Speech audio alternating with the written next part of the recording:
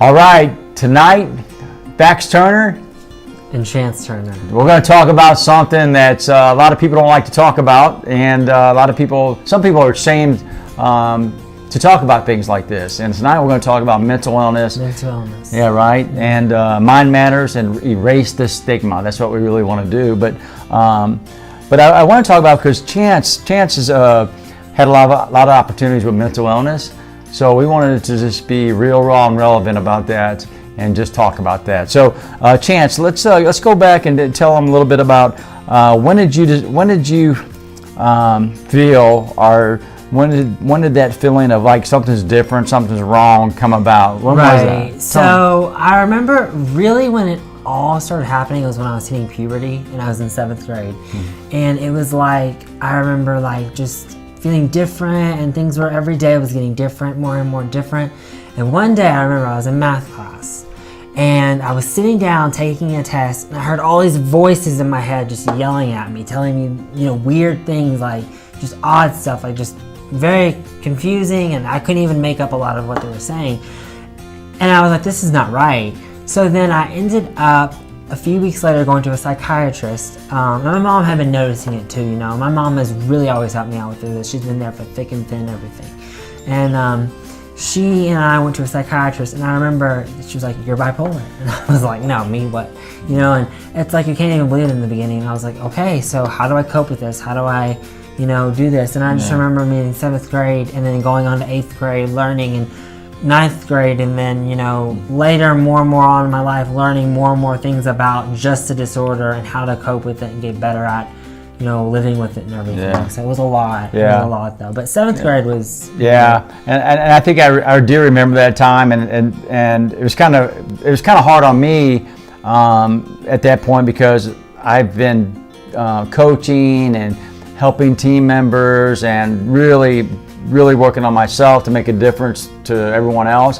And I was making these big impacts, but when I come home, I found that I couldn't make an impact with my own son. And so I had to deal with how I was going to do that. So I got mad. I was mad. I was really kind of like, God, why my son? Why does he have to go through this? And I was frustrated, and it was very disappointing.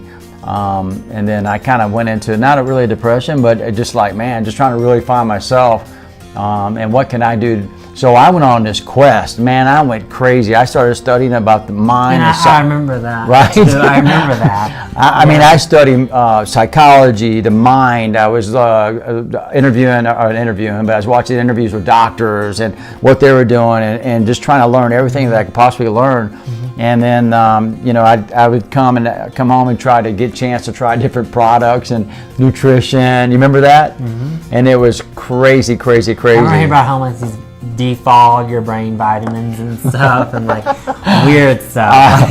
Man, but look, when you're desperate, I felt like I was desperate, because I was desperate, and I was on a quest to save my son, right? Right. I wanted, and so tell them. So you kind of struggled, and you had good days and bad days, and there's times even let's just kind of be raw here. You wanted to. I'll be honest with you. Back in 9th grade, it was so bad. I'll tell you the story. I don't talk about this a lot, but I'll give you the story. I remember even being 5150 suicide watch. I mean, I remember coming to school, switching schools to a smaller school, and still not fitting in, and still having. Well, hang on though. We moved from New Mexico to California. We did. And this school was huge. Yeah, it was like a 4,000 size school, 4,000 student school. And I was like, I can't do this, and I lost it. And I was like, you know what? And I lost it, and I was suicide watched. And then I remember staying at this place and like crying. I just remember crying, and it just was a mess. Well, let's go back though too. What happened was he was in school. He went to a counselor, and he said that he had this bad dream that he killed himself, or wanted to kill himself. As soon as he said that, it was like they went to the next level. The state took over, and I'm in California. I haven't been there long. And I go to this hospital, try to pick him up. They said, sorry, the state has control of him now. And he's never, you got to understand, from this point, he's never been away from us, other than maybe like a camp or grandma, or that's it, right? So I'm like I'm like losing my mind. I mean, yeah, but I mean, that's like a parent's worst Oh, nightmare. Donna. They were wrecked. Yeah. And I felt bad, but the thing about it is, it was just a mess. The whole thing was a mess. It was the worst probably experience of my life. But I moved to a different school that was a lot smaller when I got back. It was around 9/11, like that time. I just remember that happening when I was in, not the actual 9/11, but you know what I mean, like that time. And I remember coming out of that and going to another school. It was a lot smaller. It was like a Christian school, so it was, it was a little religious, spiritual, whatever.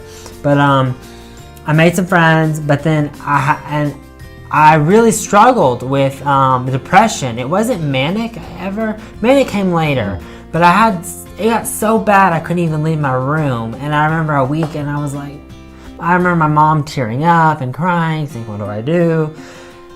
It's rough. I mean, I get it. When people come up to me and ask me about like mental health stuff, and we talk about it, it's like it's rough. It's tough. It's tough. Yeah. It's tough. Yeah. It's not easy. Yeah. It's not an easy lifestyle. No, but it's not. No, it's not. It's not. But I would tell you this, and so, and that's when I could have at this time I've been in personal development, working on myself, and always.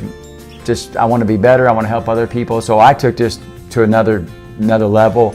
And instead of getting mad and frustrated, because I was mad, I asked God many times. Trust me, I've sat and drink a bottle of wine and said, "Why?" Almost, And I said, "You know what? Time out.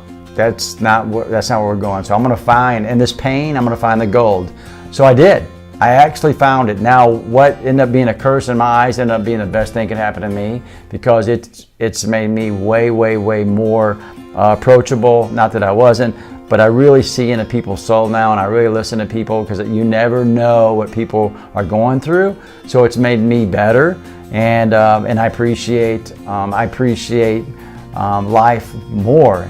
So you can find the love in the struggle, I guess, but not that it's still just easy, because we still have some challenges. But I will tell you this, he understands that working on himself is important, eating right, the foundational 4. The reason why I started Spark and the foundational 4 and the Mind Matters and all that stuff, it's to help Chance. And I know when I'm helping Chance, I could and will be helping millions of people that are going through the same thing. That's the goal. And Chance now is going to take what he's learned, because he's learned a lot. He's got all these skill sets, and he's going to be able to really help people. I know him and his mom is going to write a book on bipolar. In the future, write a book, yeah. Right? And I want to write something in the future. I don't really want to say a lot because I really don't know the full story yet, but I would like to write in the future about many of my encounters of being bipolar and really borderline personality disorder too, and all the mental problems that I've had, depression, manic, all of it. So yeah, it'd be great to learn about. And then we're going to get his mom Donna's perspective, and then co-write that, and then we'll come together and we're going to do some cool things together.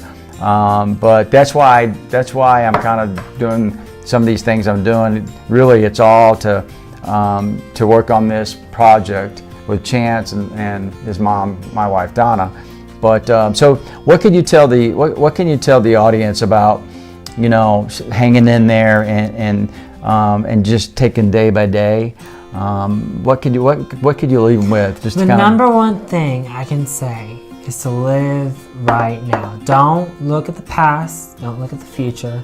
Just focus on what is in front of you. Just keep going. Just take step by step. Don't take the whole step. Just step by step, a little bit here and there.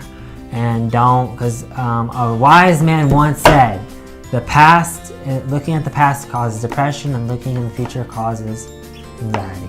So just stay